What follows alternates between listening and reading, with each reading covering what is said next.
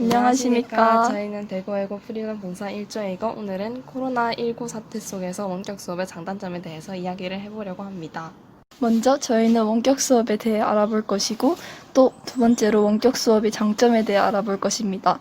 세 번째로는 원격 수업의 단점에 대해 알아볼 것이고 또 마지막으로 앞으로의 전망에 대해 알아볼 것입니다. 첫 번째로 원격 수업에 대하여서 정의를 간단하게 알려드리려고 합니다.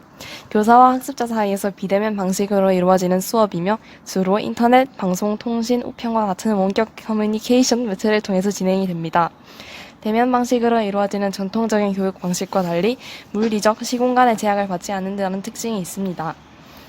조금 더 자세하게 원격 수업의 특징에 대해서 이야기를 해보자면 첫 번째로 여러 학습자가 물리적 시공간의 제약을 비교적 덜 받으면서 학습할 수 있다는 점, 학습자의 수준에 따라 개별적이며 자율적인 학습이 가능하다는 점 등의 특징이 있습니다.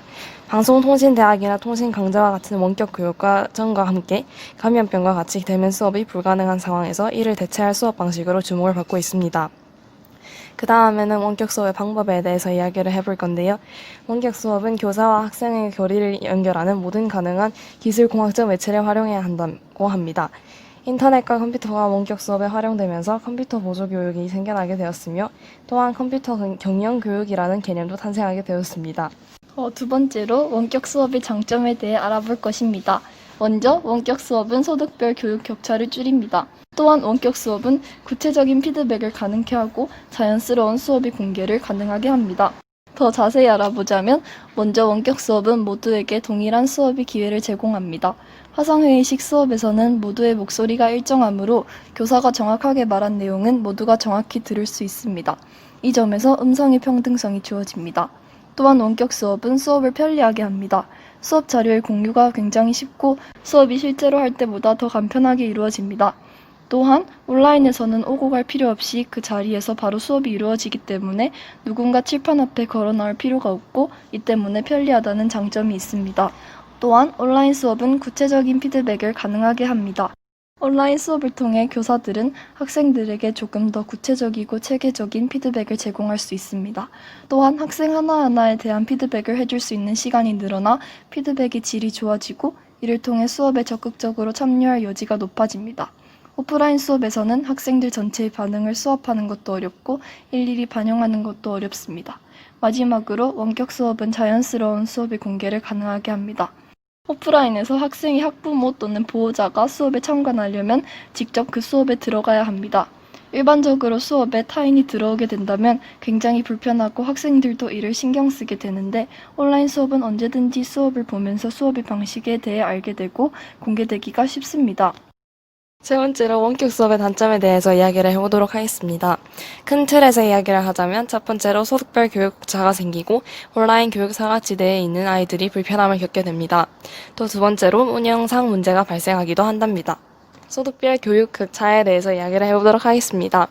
온라인 교육에 의존할 수밖에 없는 저소득층 아이들과 달리 중상위 계층의 아이들은 사교육에 의존하는 정도가 높아지면서 소득별 교육 격차가 커질 것이라는 우려가 제기되고 있습니다. 온라인 교육 사각지대에 대해서 더 설명을 드리자면 노트북이나 데스크톱, 태블릿이나 스마트폰 등의 스마트 기기가 없는 저소득층 가정이나 온라인 학습을 도와줄 사람이 없는 항부모 가정, 조선 가정 등의 아이들이 온라인 사각지대에 놓일 것이라는 우려가 커지고 있습니다. 사각지대에 놓인 아이들은 학습권을 제대로 보장받을 수 없으며 관리에서 소외되는 문제를 겪기도 한답니다. 그리고 마지막으로 운영상 문제의 발생에 대한 이야기를 해볼 건데 우리 학교 학생들을 대상으로 설문을 진행한 결과 67%의 학생이 공부에 지장을 받은 적이 있다고 답하였습니다. 가장 불편한 점 3가지는 첫 번째 집중력 저하, 두 번째 의사소통 장애, 세 번째 서버 오류였습니다. 또한 대한민국 전체 학생의 83%가 실시간 수업이 아닌 인터넷 강의로 대체되는 수업을 경험한 적이 있으며 이로 인해 학습의 능률이 많이 감소하였다고 밝혔습니다. 이는 곧 학습권 침해와 사교육 의존으로 이어질 우려가 있다고 합니다. 마지막으로 앞으로 온라인 교육의 전망에 대해 이야기해 보겠습니다. 세계 질병의 유행을 맞이한 2020년, 대한민국에서는 원격 수업이라는 새로운 시스템이 생겨났습니다. 비대면으로 진행되는 수업 방식, 이미 예전부터 인터넷 강의로 조금씩 적응해온 가운데 이제 국가적으로 진행하다 보니 누구나 해야만 하는 원격 수업이라는 제도에 모두 적응해 가고 있는 중입니다. 이 제도는 앞으로 교육제도의 변화에 큰 영향을 미치리라 예상되는데요. 이제 학습이란 더 이상 공간적, 시간적 제약을 받지 않는다는 인식이 퍼져가고 있습니다. 온라인 교육은 단점과 결함을 보완하여 미래 세대의 교육 수단으로서 새롭게 육성해야 할 분야가 될 것입니다. TFLH 학생 여러분, 건강한 모습으로 2학기도 화이팅!